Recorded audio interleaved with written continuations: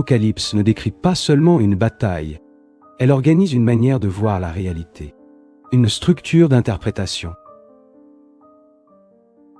où des forces invisibles influencent des événements visibles, et où ce qui se produit dans le plan spirituel résonne directement dans l'expérience humaine.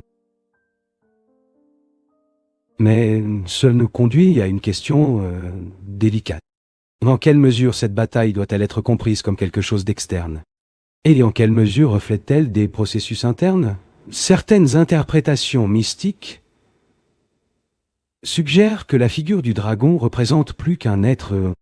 Elle peut symboliser un ensemble de forces qui déforment la perception, la tromperie, l'illusion, l'identification à ce qui n'est pas essentiel.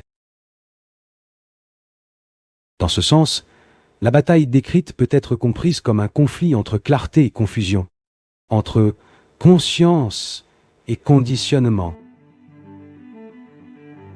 Et Michel, dans ce contexte, ne serait pas seulement un guerrier céleste, mais l'expression d'un ordre supérieur, une force qui restaure l'équilibre, qui sépare le vrai de l'illusoire.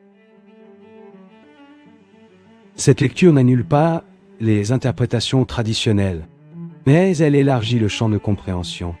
Elle permet de voir le texte non seulement comme une prophétie, mais aussi comme une réflexion. Mais il est important de rester prudent. L'Apocalypse elle-même n'explique pas ces images de manière directe. Elle présente des symboles et laisse le lecteur participer au processus d'interprétation. Cela exige de l'attention et aussi de l'humilité face au texte. Un autre aspect pertinent est la répétition de motifs à travers les Écritures.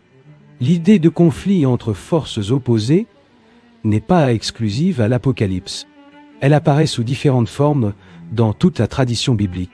Mais ici, elle atteint un niveau d'intensité maximale. Une synthèse finale